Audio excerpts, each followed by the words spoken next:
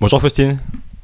Bonjour Valentin. Merci de nous rejoindre sur ce podcast pour discuter régulation ensemble avec Hugo. Hugo également qui sera avec nous. Salut Hugo. Bonjour Valentin, merci de nous recevoir. Avec plaisir. On va discuter un petit peu de la régulation. Alors on sait que ça monte un petit peu en puissance ces derniers temps, que ça soit côté Europe. On a vu aussi notre ministre élever la voix sur Bitcoin et les crypto-monnaies qui pourraient être utilisées par la Russie. On va voir un petit peu toutes ces petites choses qui se préparent.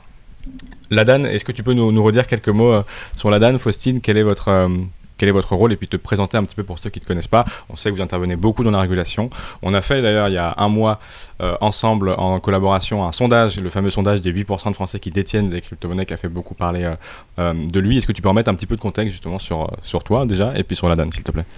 Bien sûr, alors moi je m'appelle Faustine Fleuret, je travaille à l'ADAN depuis sa création en janvier 2020 et depuis mai 2021 je suis présidente et directrice générale de l'association à la tête d'une équipe de 5 personnes dont Hugo qui est aujourd'hui ici pour répondre aux questions de réglementation. L'association l'ADAN, qu'est-ce que c'est? C'est une association professionnelle, c'est-à-dire que nous représentons des entreprises du secteur crypto, qu'elles soient françaises ou non, pas nécessairement. C'est plutôt celles qui vont adresser le marché français européen que l'on va pouvoir aider à travers nos différentes missions, en les représentant, en les fédérant et en portant leur voix. Donc bien sûr, la mission réglementation fait partie des plus chronophages, disons, mais il n'y a pas que celle-ci, il y a bien sûr la visibilité qu'on essaye de donner à ce secteur, qui n'est pas forcément très bien connu ou alors mal connu, d'où beaucoup d'efforts de pédagogie que l'on doit mener et de dialogue entre cette industrie et un secteur financier et bancaire qui n'est pas toujours forcément très content de voir ces nouveaux entrants émerger. Donc l'ADAN, c'est beaucoup de missions et c'est aujourd'hui un peu plus de 120 membres. Il faudrait que je vérifie, mais on grossit à vue d'œil. Et donc du coup tu es présidente et Hugo, ton rôle? Alors moi, à l'association, je suis en charge des affaires réglementaires. Donc j'accompagne Faustine et de manière générale l'association pour nous positionner sur les nouveaux textes de loi qui peuvent émerger à l'échelle française, européenne ou même internationale. Je suis notamment épaulé par notre comité juridique en interne qui regroupe environ 20 cabinets d'avocats un peu partout en France qui sont soit spécialisés, soit intéressés par les cryptoactifs. Donc voilà, c'est un petit peu mon rôle à l'association de nous positionner, de répondre aux consultations lancées par les autorités et autres. Et en parallèle, je commence une thèse sur la réglementation de la DeFi avec l'association. Ok, trop bien, merci beaucoup. Est-ce que c'est correct si je dis que vous êtes une association de lobbying du coup pour le secteur des crypto-monnaies? Est-ce que ça fonctionne? Alors on est des représentants d'intérêt. Effectivement, le mot lobbying peut avoir une connotation négative pour les francophones.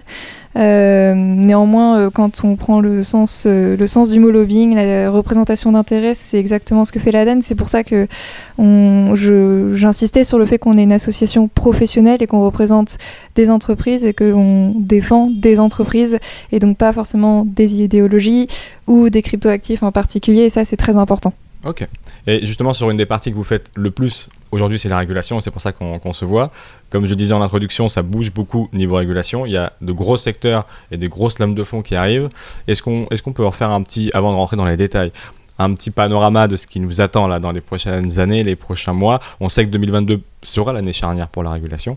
Parce qu'il y a certaines lois qui sont en train d'être discutées aujourd'hui. Est-ce que tu peux nous refaire, Faustine, s'il te plaît, un petit panorama des différentes choses avant qu'on rentre dans le détail au fur et à mesure du podcast, s'il te plaît? Alors oui, on s'était parlé, je crois, en 2020, où on avait un peu dressé le portrait de la réglementation qui se dessinait, mais ça a beaucoup évolué et ça va encore beaucoup évoluer.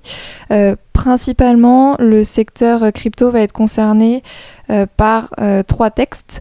Le premier, qui est le plus connu, je pense, MiCA, pour Markets in Crypto Assets, ce qui recouvre peu ou prou nos PSAN français, nos prestataires de services sur actifs numériques. La réforme en matière de lutte contre le blanchiment et le financement du terrorisme, une réforme européenne, puisqu'on pourra en reparler, mais les acteurs français sont déjà soumis à ces règles-là. Et enfin, le régime pilote pour les marchés de security token. Donc là, on est sur la réglementation d'un aspect très spécifique, qui sont donc les instruments financiers tokenisés, actions, dettes, parts de fonds. Où là, on a beaucoup avancé, on est beaucoup plus en avance par rapport à MiCA ou le paquet AML dont je parlais à l'instant. Donc 2022, ça va être par exemple la mise en place du régime pilote, alors que sur MICA et sur le paquet lutte contre le blanchiment et le financement du terrorisme, LCBFT, on est encore en plein dans les débats et il y a encore beaucoup de choses à travailler. Et on va effectivement essayer de rendre tout ça intelligible parce que c'est des lois, je pense qu'Hugo et Faustine, vous le voyez particulièrement, c'est assez imbuvable, généralement ça doit être des pages et des pages. Avant ça, je voulais voir avec vous un petit peu, vous qui avez l'habitude, et on l'a fait aussi ensemble à Bercy d'ailleurs, c'est une vidéo qui est publique sur la chaîne de Cryptos que je mettrai en description.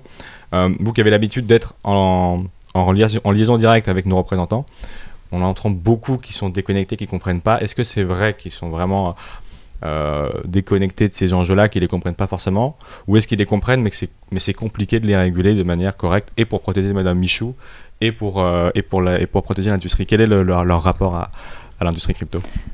Alors, au niveau des acteurs institutionnels français, tant le secteur financier bancaire, leurs associations représentatives, que nos autorités de régulation et nos décideurs, je pense qu'on a une compréhension plus avancée que dans d'autres États européens. L'explication plausible, c'est qu'on travaille à une réglementation en France depuis plusieurs années. Donc, toutes ces parties prenantes ont été amenées à s'intéresser, connaître le secteur, parce qu'au début, c'était ça qui n'était pas évident. On entend parler du Bitcoin, mais qu'est-ce que les entreprises derrière? Parce qu'on réglemente des activités, on ne réglemente pas des cryptoactifs. Donc, ça a quand même été la première question qu'ils ont dû se poser, et c'est comme ça qu'ils ont mieux appris à connaître l'écosystème depuis ces dernières années, et que on a cette réglementation française depuis presque 3 ans. Néanmoins, ils sont partie prenante des débats européens. Donc, ils continuent à s'informer et à comprendre de mieux en mieux ce qu'est l'écosystème. C'est pas forcément facile puisque c'est pas leur sujet principal. Donc, ils vont travailler sur beaucoup d'autres choses. Et on le sait très bien, si on quitte la crypto pendant quelques heures, on perd vite le fil. Donc, il faut se mettre à leur place. Donc, c'est normal qu'on ait besoin, et c'est notre rôle, de les alerter, d'être vigilants sur ce qu'ils proposent parce qu'ils ne voient pas forcément tous les impacts sur l'innovation. Un exemple très concret, c'était lors de la parution de MICA en septembre 2020. À ce moment-là, les interlocuteurs européens qu'on avait n'avaient pas conscience de l'existence de la finance décentralisée. Par conséquent, le texte qui avait été proposé était totalement inadapté et interdisait, alors que ça n'avait pas été intentionnel, la finance décentralisée en Europe. Donc ça, c'est notre rôle, c'est de pouvoir, là où ils font énormément d'efforts, et il faut le saluer, pour comprendre, c'est normal qu'ils ne puissent pas tout comprendre, et qu'ils ne mesurent pas forcément tous les effets de certaines règles sur des innovations, notamment au niveau décentralisé, qui sont les plus disruptives. Donc cette semaine, on a vu effectivement passer le fameux échange au Sénat il y a 4 ans.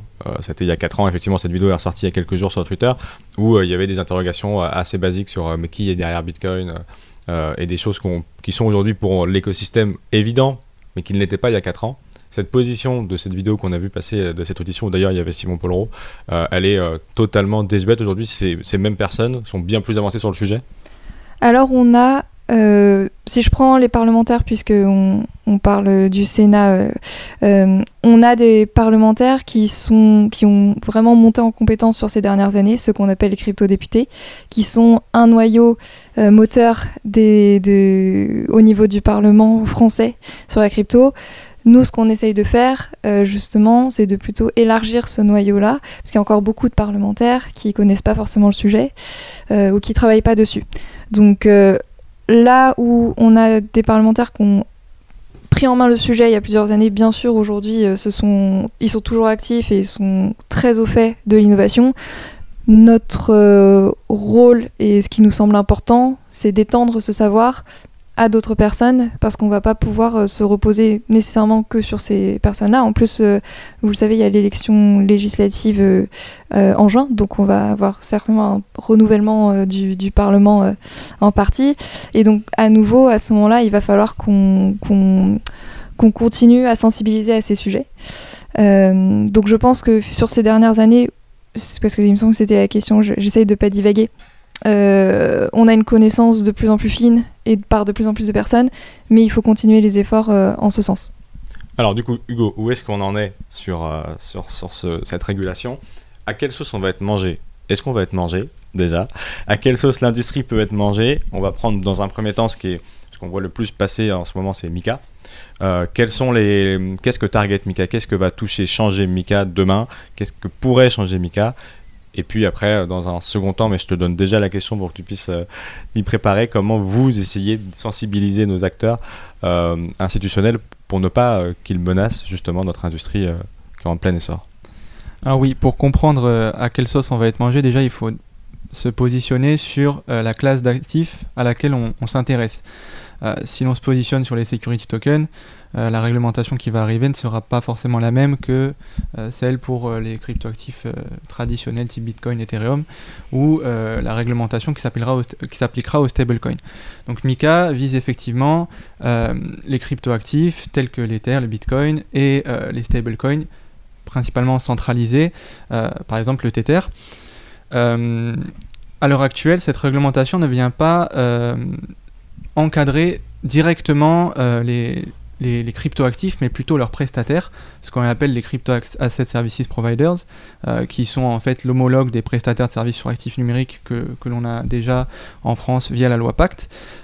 Cette réglementation prévoit de mettre en place d'abord un agrément européen pour ces prestataires de services, et d'autre part un encadrement pour les émetteurs de stablecoins en Europe, que ce soit donc des stablecoins adossés à un seul actif, qu'on appelle les e-money tokens, ou les stablecoins adossés à un panier d'actifs, que ce soit des commodités ou plusieurs autres monnaies ou cryptoactifs qu'on appelle des asset reference tokens. Et la réglementation aura vocation à s'appliquer différemment selon si on rentre dans la réglementation EMT qui rentrera plutôt à travers le prisme de la réglementation des monnaies électroniques qui s'applique déjà en Europe, et une réglementation un peu plus inédite pour celle des ART. Concernant les CASP, les prestataires de services sur actifs numériques au niveau européen, qui encadrent en fait les utility tokens, on a un petit peu le même socle d'exigences que l'on avait avec la loi Pacte, mais de manière assez renforcée. En effet, la réglementation Mika s'est quand même grandement inspirée, on l'avait déjà dit dans notre dernier podcast, de la réglementation française, et pose principalement des obligations en matière de lutte contre le blanchiment, des obligations en matière de fonds propres pour ces acteurs. Ça se met pas directement dans Mika, ça se met dans la réglementation AML-CFT, mais ce sont deux réglementations qui sont en fait conjointes pour réglementer le marché des cryptoactifs. À travers cette réglementation, on vise différents types de services qui correspondent plus ou moins à la réglementation PSAN, telles que la conservation, le fait de tenir une plateforme sur actifs numériques, le fait de proposer de l'achat-vente ou de l'échange de cryptoactifs, et in fine, ça permettra aux acteurs en fait de proposer leurs services au niveau de l'Union européenne. Donc dans tous les pays de l'Union européenne, ils auront un passeport européen, on appelle ça, pour proposer leurs services aux acteurs, aux nouveaux utilisateurs de manière sécurisée, et instaurer un marché de confiance au niveau de à l'échelle de l'Union européenne. Pour la réglementation des stablecoins, la Commission européenne, pour l'instant, a choisi de fixer des seuils dans lesquels on sera obligé de respecter une diversité d'obligations lorsque l'on souhaite émettre un stablecoin. Ces obligations peuvent être la rédaction d'un white paper expliquant la manière dont le stablecoin va être collatéralisé, les personnes qui souhaitent émettre le stablecoin, etc. Et l'émission de ce stablecoin passera nécessairement entre les mains de plusieurs autorités à l'échelle de l'Union européenne. Je pense notamment à l'ESMA, donc l'autorité européenne des marchés financiers, et le BA, l'autorité bancaire européenne. Tout ça pose bien sûr un nombre important d'obligations pour tous ces acteurs, mais il faut bien comprendre que l'objectif c'est d'améliorer la confiance pour les utilisateurs, surtout les early adopters, et d'apporter un peu plus de maturité aussi dans le marché qui, eu égard le fait qu'il connaît une expansion assez énorme depuis ces 2 dernières années, nécessite quand même d'être encadré sur certains aspects. Est-ce que ça cible également les stablecoins type DAI qui sont collatéralisés, on le sait, autrement qu'avec 1 pour 1 en banque notamment, parce qu'on sait l'USDC, dès qu'il y a un USDC, ça veut dire qu'il y a $1 en banque dans les comptes de Circle qui émet justement ce stablecoin. Le DAI c'est différent, c'est surcollatéralisé, c'est de la DeFi un peu plus. Est-ce que ça cible aussi ce genre d'actifs, ou est-ce que ça ne cible que ceux qui sont collatéralisés avec des dollars réels en banque ? Alors, les définitions proposées par la Commission européenne des différents types de stablecoins dont Hugo a parlé, les e-money tokens et les asset reference tokens, ne réfèrent qu'à des stablecoins centralisés et collatéralisés avec soit des devises, soit des cryptoactifs ou effectivement des commodities. Comme tout le reste des services DeFi, dans le texte de la Commission européenne qui a été proposé, il y a un énorme flou sur la façon dont c'est traité. Pourquoi ? Parce que la façon dont c'est rédigé, il est impossible, sans personnalité légale, d'émettre un actif, et les stablecoins sont compris, ou de rendre des services. Vraiment, c'est une interdiction s'il n'y a pas d'entité légale. Donc, en lisant ça, c'est ça qui a soulevé notre crainte majeure, la DeFi semble interdite en Europe et l'émission de stablecoins décentralisés également. Et comme je le disais en préambule, c'était pas du tout intentionnel. Donc, à la fois au niveau du Conseil et du Parlement européen, où aujourd'hui il y a les débats sur cette version de la Commission européenne, il y a des réflexions qui sont, on va dire, de deux sortes. Soit on clarifie que la DeFi est effectivement soumise à MiCA, avec l'énorme problème que cela pose, que MiCA n'est pas du tout adapté pour des cas d'usage décentralisés. Soit on exempte la DeFi, les applications décentralisées de MiCA, de façon plus explicite, et on prévoit un véhicule réglementaire adapté et spécifique. Ça, c'est la position de la DAN, parce qu'il faut prendre le temps de faire ce cadre-là qui va complètement révolutionner en fait le paradigme réglementaire aujourd'hui, qui se fonde sur l'existence d'opérateurs identifiés qui ont des responsabilités. Donc ça va nécessiter beaucoup de temps pour repenser à ça et qu'on n'est pas forcément pressé. Il faut mener cette réflexion entre le secteur privé et les autorités pour avoir ce cadre-là plus spécifique. Mais du coup, aujourd'hui, dans l'état des débats, on peut encore aller dans les deux directions. Sachant qu'effectivement, c'est des choses qui rentrent en vigueur dans 2-3 ans maximum. Alors, le problème de MiCA, c'est que les débats sont extrêmement complexes et qu'on a déjà manqué beaucoup d'échéances où notamment le compromis du Parlement européen aurait dû être adopté et voté. Vous l'avez sans doute vu passer cette semaine, mais le vote aurait dû avoir lieu le lundi 28 février, a été reporté parce qu'il y avait des débats extrêmement difficiles sur la question particulière de l'interdiction du proof of work. Donc tant qu'on n'aura pas voté ce texte de compromis-là, le trilogue européen ne pourra pas commencer. C'est à l'issue du trilogue que la version finale du texte est adoptée et qu'ensuite on a un délai pour que les acteurs se mettent en conformité avant l'entrée en application. Donc avec toutes ces hypothèses-là, je suis d'accord, c'est pas très clair encore ce calendrier, mais une application de MiCA avant 2024 semble extrêmement improbable.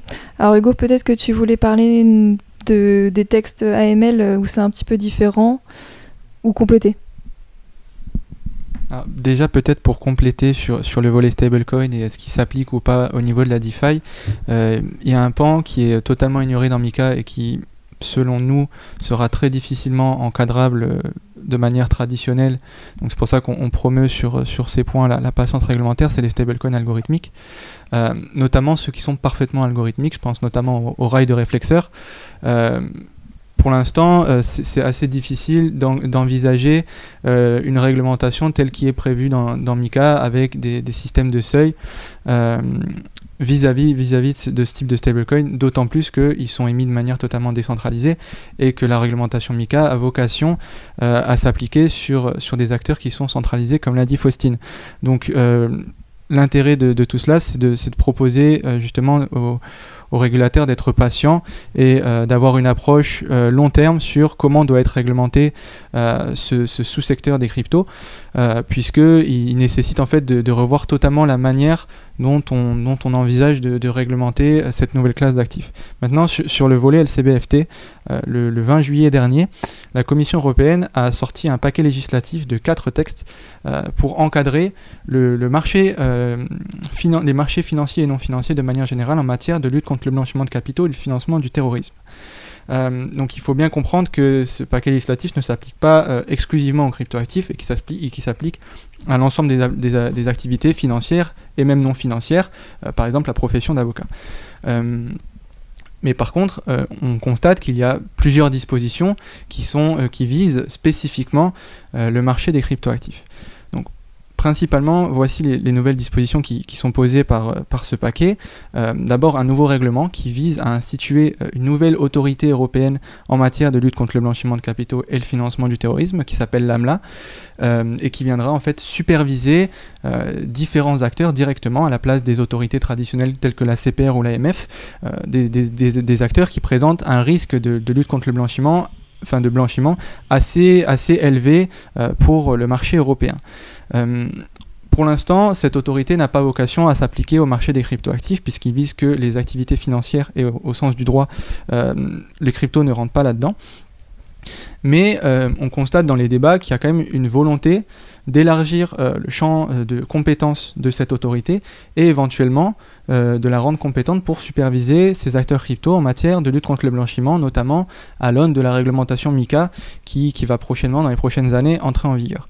Ce qui est problématique, c'est que la méthodologie de sélection des entités qui sont supervisées directement par cette autorité n'est pas forcément adaptée aux activités crypto, puisqu'elle considère qu'une activité va être à risque selon l'activité qui peut être transfrontalière ou non. On constate assez facilement que la plupart des acteurs qui proposent des services sur crypto ont une activité transfrontalière parce que l'onboarding des clients se fait tout le temps à distance. On ne va jamais acheter des cryptos auprès d'un guichet ou dans une agence comme on peut faire via une banque. Et aussi au niveau des services qui sont proposés, des outils proposés, les cryptoactifs sont assez mal vus en matière de lutte contre le blanchiment de capitaux et le financement du terrorisme, ce qui pourrait, si demain on élargissait le champ de compétences de cette autorité, mener à une supervision directe des acteurs. Donc nous, si cet élargissement devait arriver, cela nécessiterait de revoir totalement la méthodologie de sélection de ces entités pour que ce soit adapté et éviter de sélectionner uniquement des acteurs crypto. Sur un second volet, ce paquet LCBFT vient introduire ce qu'on appelle la Travel Rule, qui avait initialement été créé par le GAFI, donc le groupe d'action financière, qui est l'autorité internationale, c'est pas vraiment une autorité, mais on va appeler ça une autorité pour simplifier, de lutte contre le blanchiment. Et cette Travel Rule nécessite en fait à chaque transaction entre PSAN de s'échanger des informations entre l'initiateur de la transaction et le bénéficiaire de la transaction. En gros, lorsque l'on fera une transaction en cryptoactif, le prestataire de service qui propose cette transaction devra connaître le nom, le prénom, l'adresse et les identités bancaires de l'initiateur de la transaction, mais aussi le nom, le prénom et le numéro de compte du bénéficiaire de la transaction. À ce jour, on constate qu'il n'y a pas encore de solution technique qui permet de récolter les données de manière sécurisée à l'échelle de l'Union européenne entre ces prestataires de services sur crypto.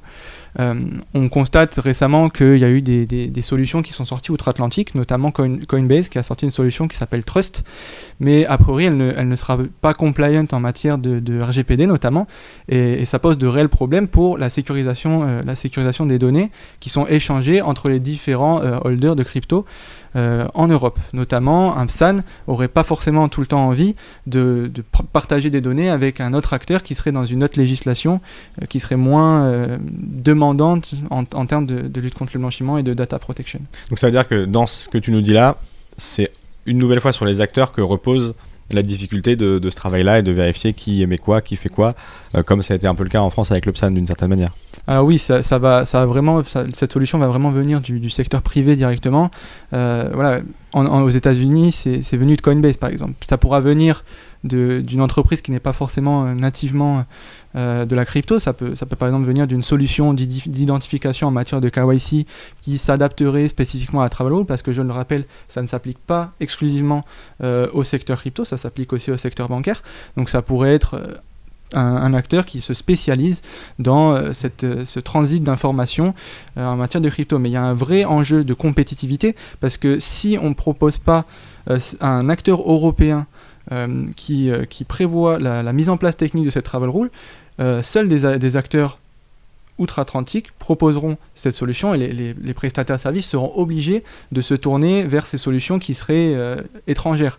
Donc au final, on aurait une gestion des données personnelles des Européens faite encore par des acteurs étrangers. Donc ça pose un vrai problème de souveraineté et aussi de compétitivité, dans le sens où ce sera encore un acteur non européen qui bénéficierait de ce micro-marché. Est-ce que ce n'est pas déjà le cas ? Pas vraiment, parce que la Travel Rule n'est pas encore en place. Mais que les gens soient déjà sur des services étrangers à l'Europe ? Alors oui, c'est déjà un petit peu le cas, notamment sur les réseaux sociaux, par exemple. On peut le constater, la gestion des données personnelles. Même sur Binance, pour rester dans la crypto-monnaie ou sur ce genre de solutions qui sont du coup étrangères. Alors oui, sur les personnes qui utilisent de la crypto de manière générale, oui, les solutions sont malheureusement plus utilisées par des acteurs étrangers.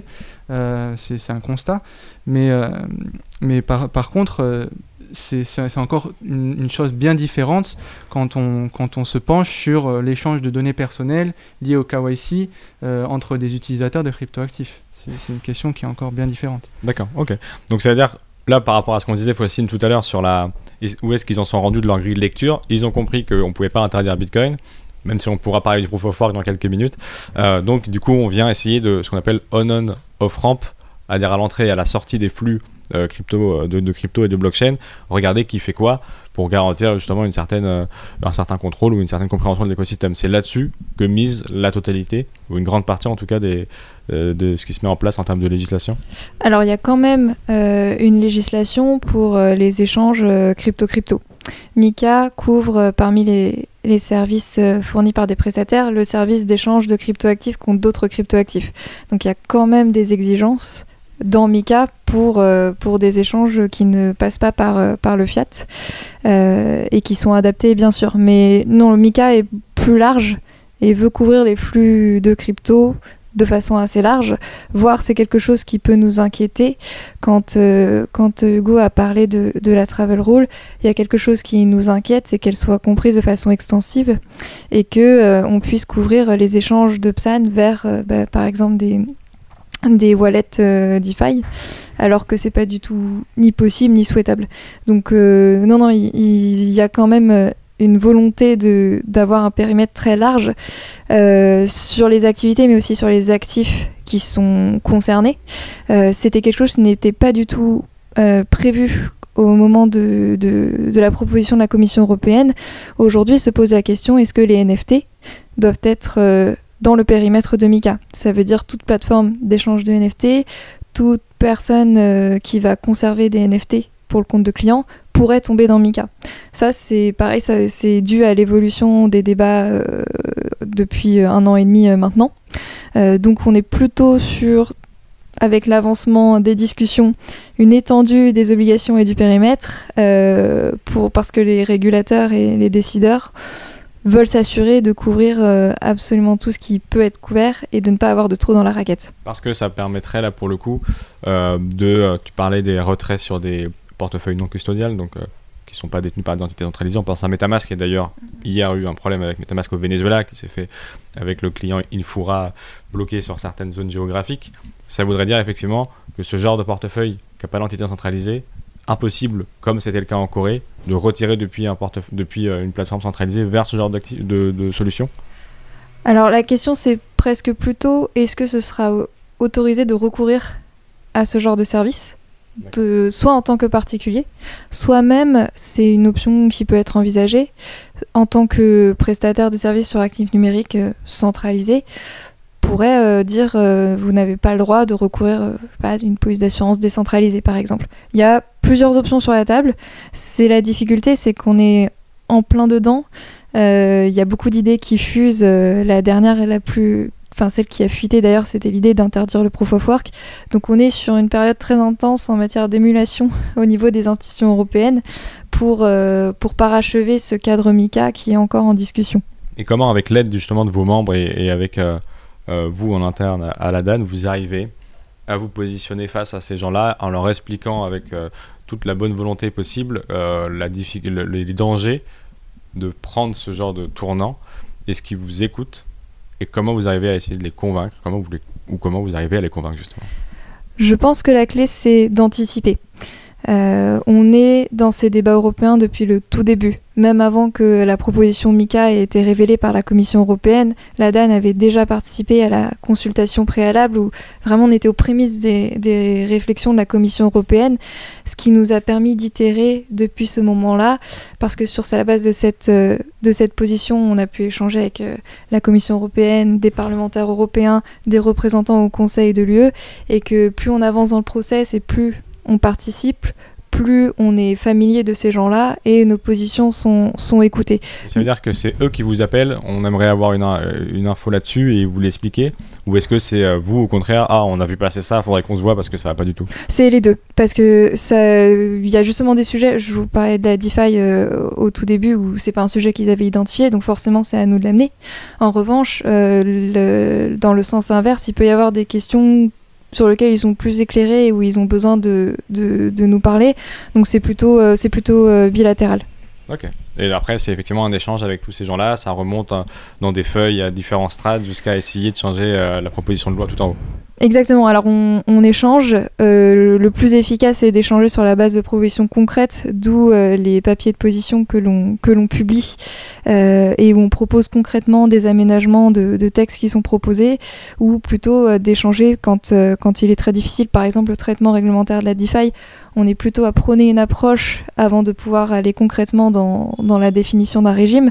Donc le plus efficace, c'est toujours d'avoir des propositions alternatives clés en main, mais sur tous les sujets, ça n'est pas forcément possible. Néanmoins, le plus tôt on arrive dans les débats, le plus simple c'est pour que la position infuse, parce qu'il y a beaucoup d'interlocuteurs et il y a beaucoup de parties prenantes, et qui sont plus ou moins sensibles, et c'est ça aussi la difficulté, qui sont plus ou moins sensibles à certains sujets. Ça va être assez facile de parler avec certains députés européens de pourquoi est-ce que l'interdiction du proof of work c'est pas une bonne idée. De façon stratégique, c'est pas forcément facile d'en parler avec d'autres. Donc selon les sujets, de la même façon, il faut savoir trouver en face l'interlocuteur idéal. Alors justement, cette interdiction du proof of work, donc du minage de Bitcoin, on l'a vu passer, vous avez fait un papier dessus à la DAN, je le mettrai en description.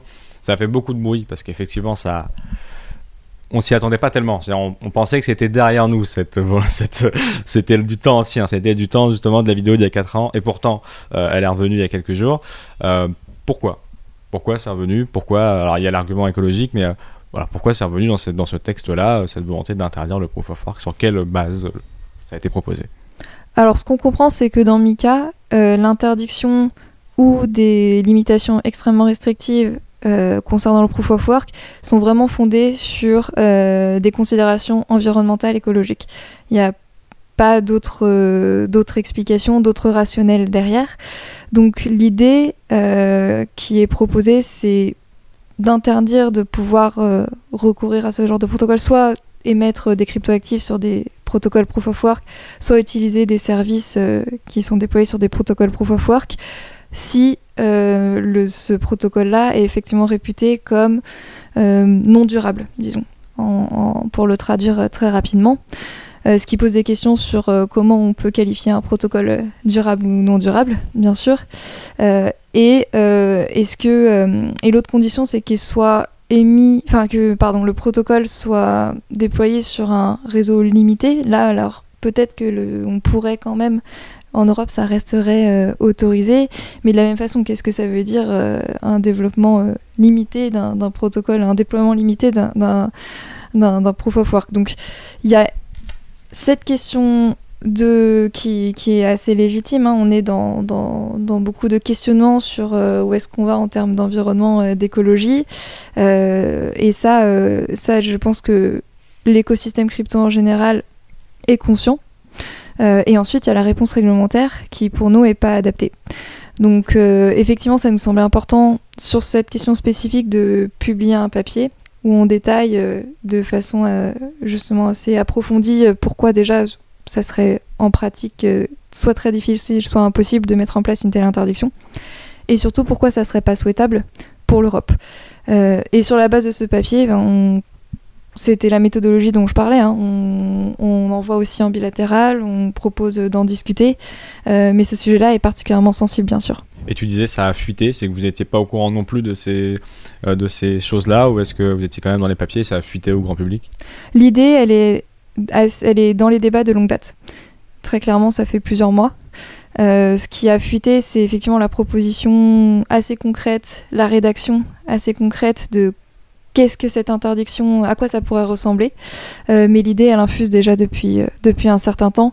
Et ça fait un certain temps qu'on prépare qu'on discute sur ces sujets-là, qu'on prépare un argumentaire, et ça devenait donc très urgent de pouvoir le révéler, surtout une fois que la proposition avait fuité sur les réseaux. Donc c'est-à-dire que c'était sans la consultation de la DAN, sans la consultation des acteurs économiques ou présents en Europe, que le Parlement a décidé de travailler sérieusement sur ces questions-là. Donc c'est un peu une petite pique, ou c'est pas très gentil de leur part d'avoir fait ça, si on veut le dire gentiment. C'est pas gentil. Alors en fait, il y a des consultations sur MiCA depuis un certain temps, hein, avant que la proposition de la Commission européenne soit rédigée. Quand elle a été rédigée, on avait la possibilité de répondre, ce qu'on a fait, hein, de proposer nos commentaires. Donc il y a quand même des phases de consultation dans le process d'élaboration de la réglementation assez régulièrement. Là, dans l'étape dans laquelle on est dans les débats au sein du Parlement européen, qui sont des débats donc privés. Une fois qu'on aura le texte de compromis de ce Parlement qui va être dévoilé, on pourra avoir de nouveau une consultation un peu plus large, puisque ces textes seront publics. Donc c'est pour ça que le process est extrêmement long. Il y a beaucoup de parties prenantes, mais il y a aussi beaucoup de phases de consultation publique, où là, même quand on n'est pas dans les petits papiers, on peut éventuellement proposer des ajustements, faire des propositions de position. Et puis il y a avoir de l'information un peu plus au fil de l'eau, qui n'est pas publique, et ce qui nous permet, quand on arrive à l'avoir, de pouvoir anticiper ce genre de problématiques. Alors justement, pour conclure cet échange, question à tous les deux, comment... Alors c'est une question que j'avais aussi l'autre jour posée au ministre, et qui est sans doute très complexe, le côté comment on régule tout en protégeant Madame Michaud, comme je vous disais, mais sans attaquer l'écosystème ou le bloquer. Là, il y a une grosse inquiétude, et tu l'as soulevé, Faustine, des acteurs de la finance décentralisée, parce que dans les conditions actuelles, ils ne peuvent pas exercer, ils ne peuvent pas continuer. Donc je me demande bien sur quel principe on va pouvoir retrouver Mark Zeller dans les prochains podcasts, si ça se passe comme ça. Donc sauver Mark Zeller, opération. Parce qu'il nous manquera à Cryptost, si on ne peut pas le recevoir, discuter un peu sur tous ces sujets-là quand même. Mais comment faire en sorte justement qu'on garde cet équilibre-là, et est-ce qu'on doit avoir peur de cette régulation en tant qu'acteur déjà présent, nous, en tant que friand de la DeFi? Je sais que Hugo, tu es un peu là-dedans aussi. Est-ce qu'on doit commencer à avoir peur et à retirer nos billes, ou est-ce que pour l'instant, c'est pas super bien engagé, mais ils sont encore ouverts à pouvoir changer ces sujets-là, et auquel cas, effectivement, c'est d'un commun accord de l'écosystème, et bien évidemment de ses représentants comme la DAN, d'aller faire de l'explication et de dire qu'on n'est pas que méchants. Alors, est-ce qu'il faut avoir peur de MiCA ? Je vais pas dire non, puisque on a parlé de beaucoup d'évolutions négatives en cours. Donc, plutôt que d'avoir peur, il faut rester vigilant. Ça, c'est notre rôle. Et nos membres nous soutiennent dans cette action-là, puisque c'est des périodes assez intenses où il faut être très réactif, il faut pouvoir répondre et avoir des argumentaires construits dans des temps extrêmement serrés, et pouvoir être constructif avec nos interlocuteurs européens, même lorsque les sujets sont sensibles et qu'on est sur des positions diamétralement opposées. Donc nous, on reste... jusqu'à ce que le texte du compromis du Parlement soit dévoilé, jusqu'à ce que le trilogue soit terminé.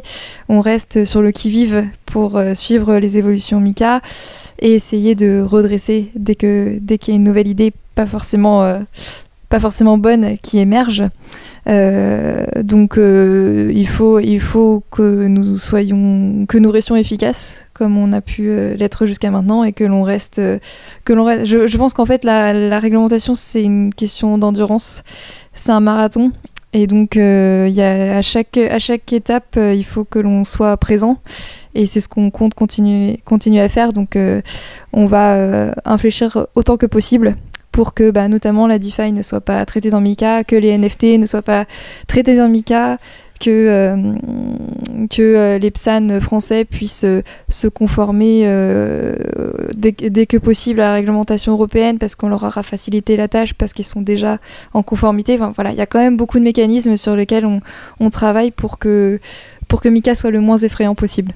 Et les Faustines des autres pays européens, parce qu'on sait beaucoup que la France parle beaucoup au nom de l'Europe, et on l'a vu aussi à Bercy, c'est souvent l'Europe, et même si la France, et c'est une fierté je pense qu'on peut avoir sur certains points, a un peu devancé la législation européenne. Mais comment les autres pays justement discutent avec leurs représentants européens pour aller dans le même sens que vous, s'ils vont dans le même sens que vous, ou alors est-ce qu'ils ne sont pas du tout aussi avancés que nous, ils n'ont pas d'association comme la nôtre en France, comme la DAN, et auquel cas tu es un peu seul face à nos députés européens? Alors, tous les pays n'ont pas leur association professionnelle représentative du secteur domestique, où ces associations ne sont pas forcément des associations professionnelles ou avec des permanents à temps plein comme Hugo et moi, qui pouvons être complètement dédiés à cette tâche. Donc ça, c'est la réalité. Ensuite, on a quand même des initiatives au niveau européen d'associations qui émergent. Il y en a qui sont là depuis longtemps, hein, INATBA ou Blockchain for Europe. Il y en a une dont on est à l'initiative, qui est l'European Crypto Initiative. Et c'est important pour qu'il y ait une entité sur place, à Bruxelles notamment, qui puisse être justement plus facilement au courant et notamment nous redescendre les infos, et plus proche aussi de ses interlocuteurs européens. Donc la façon dont on fonctionne, c'est que sur la construction de nos argumentaires, de nos positions, je pense qu'on a la force vive nécessaire au sein de l'association.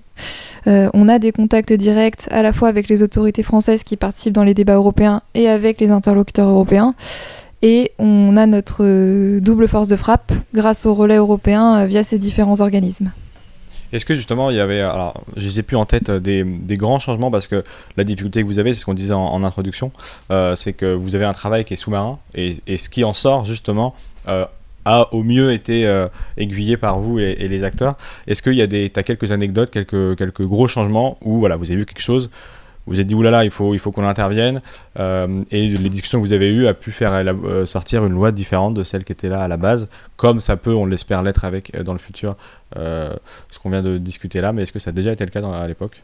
Et si tu as quelques exemples à nous donner pour avoir un petit peu en tête les différences de son de cloche qu'il peut y avoir avant ou après l'intervention de la DAN ou des acteurs de l'écosystème qui étaient là aussi avant? Alors, on parlait de la travel rule au niveau européen. La travel rule, c'est une question qui s'est déjà posée en fait quand on a fait le cadre français pour les PSAN, puisque les PSAN français, on en a très peu parlé aujourd'hui, donc de façon très rapide, doivent s'enregistrer parce qu'ils respectent la LCBFT, donc le cadre européen. Et dans les débats au niveau français, il était question, est-ce qu'on leur applique déjà cette travel rule? Donc est-ce qu'on va plus vite que la musique? Et ça, par exemple, c'est quelque chose qu'on a obtenu à l'époque, de ne pas demander aux acteurs français, aux PSAN français, d'appliquer cette travel rule. Donc ça, je dirais, ça fait partie des choses qui effectivement se sont pas vues, tout comme les débats en projet de loi de finances où on a été depuis le mois de juin sur le pont. Pour faire passer des amendements, pour justement sensibiliser de plus en plus de parlementaires, parce qu'on a eu une cinquantaine de parlementaires qui ont co-signé des propositions qui émanent de la DAN en fait. Donc pareil, c'est des choses qui se voient pas. Après, c'est la beauté du métier, j'allais dire.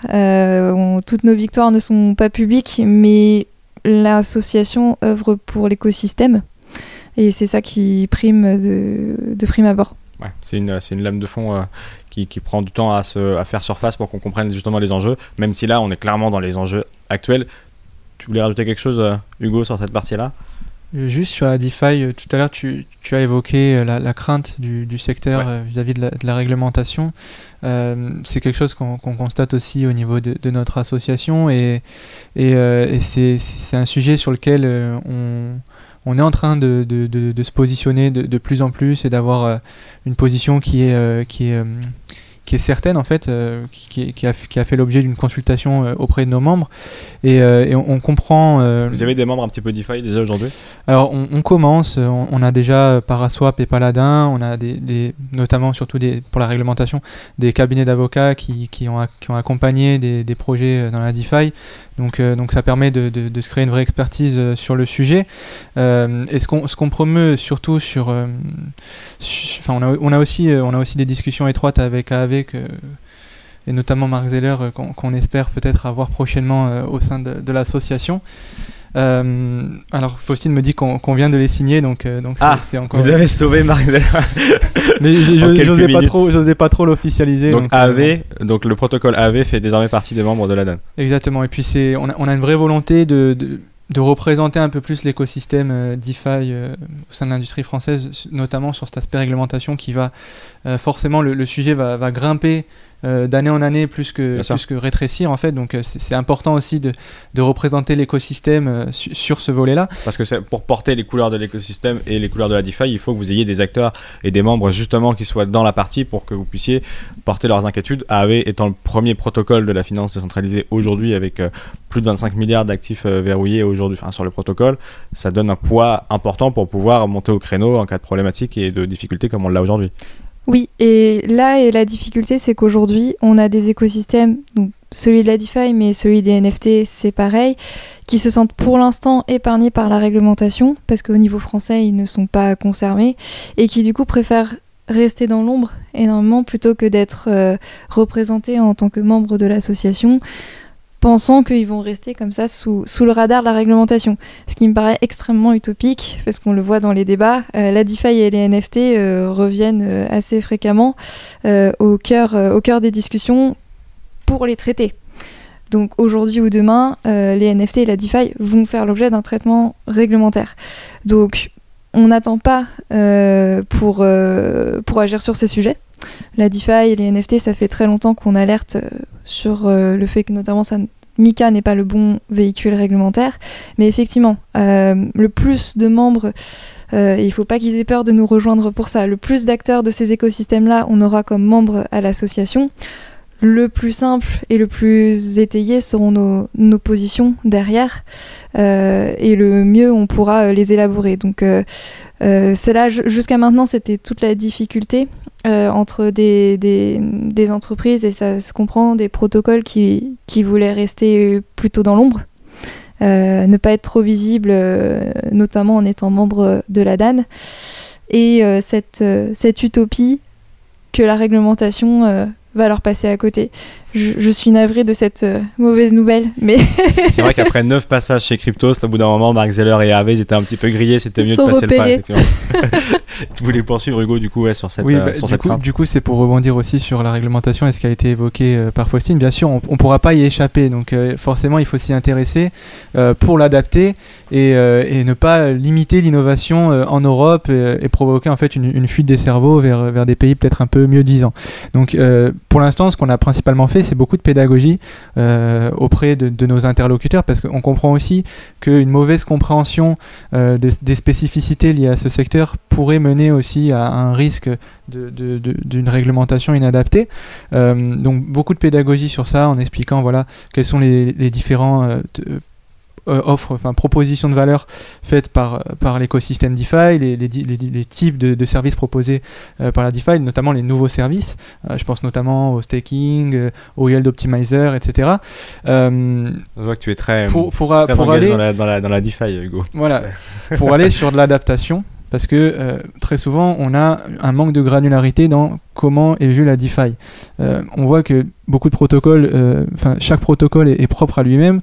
Le niveau de centralisation d'un protocole dépend de toute la dox qui est faite autour de celui-ci. Par exemple, certaines équipes sont restées totalement anonymes, notamment Olympus, et ça devient... pour certaines fois plus compliqué d'adapter la réglementation traditionnelle et de calquer en fait les règles initialement appliquées dans ce qu'on voit dans MiCA, mais aussi dans les autres réglementations, pour pouvoir encadrer notamment les users de ces différents protocoles. C'est aussi pour ça qu'on prône aussi un petit peu la patience réglementaire et on se positionne au fur et à mesure pour essayer d'adapter la manière dont chaque protocole doit être réglementé et encadré, peut-être aussi avec du droit souple, des mécanismes incitatifs justement pour éviter des rug pulls, des arnaques, des escroqueries, des manipulations de cours, etc. sur les protocoles, mais éviter de créer une réglementation qui pourrait être soit inadaptée, inapplicable à certains protocoles qui pourraient passer en dessous sans aucune difficulté, et soit créer quelque chose qui soit trop contraignant pour l'innovation en Europe et qui mènerait à différentes problématiques pour l'écosystème. Oui, parce qu'effectivement, le but de l'ADAN, et c'est amusant ce que tu dis là, et même important, c'est pas de continuer le Far West ou de garder un Far West. On sait qu'il y a une chose qui était reprochée il y a quelques temps, c'était le fameux KYC à 1 euro qui vous avait été reproché en disant vous avez participé à ça. Le but, c'est pas de maintenir un Far West, c'était ta position, c'est de faire en sorte que l'écosystème perdure et que la réglementation avance, puisque de toute façon, elle avancera en gros. Alors, en plus, sur ce sujet-là, on parlait des combats qui ont été gagnés par l'ADAN. Ça, pour le coup, au niveau français, c'est un combat qu'on avait perdu. Le fait que le KYC pour les acteurs français, parce que c'est le cas aujourd'hui, descende à un seuil de 1 euro, alors qu'il est de 1 000 € au niveau européen, ça, on s'y est farouchement opposé au moment des débats au niveau français. Et c'est un combat qu'on a perdu. C'était des débats concomitants, notamment aux attentats de Conflans-Sainte-Honorine, où à ce moment-là, c'était impossible de faire passer une position moins-disante en matière de LCBFT. Donc, c'est aussi le problème d'avoir un travail de sous-marin et dilué dans le temps, c'est qu'on oublie vous n'aviez pas soutenu cette position, mais vous n'avez pas réussi à la Non, au contraire, on s'était farouchement opposé à ce que ce KYC au premier euro soit appliqué aux acteurs français, parce qu'en plus là, on était dans le cadre des débats français. Donc ça veut dire qu'on était en train de proposer quelque chose d'extrêmement préjudiciable pour les acteurs français, vs tous leurs concurrents européens et non européens. Donc à ce moment-là, on s'y était farouchement opposé. On a perdu cette bataille, donc les acteurs, les PSAN français doivent effectuer le KYC de leurs clients dès le premier euro. La question maintenant se pose au niveau européen, en sachant que au niveau européen, la proposition est du KYC à 1 000 €. Si elle est à 1 000 € au niveau européen, les acteurs français resteront avec un KYC au premier euro. Donc on va maintenir cette distorsion de concurrence dans tous les cas, puisque la France ne sera pas moins disante demain si l'Europe dit mon KYC, je le mets à 1 000 €. Donc ça, c'est toute la difficulté. Et c'est pour ça que je répète, on est une association professionnelle où on représente les intérêts d'entreprises.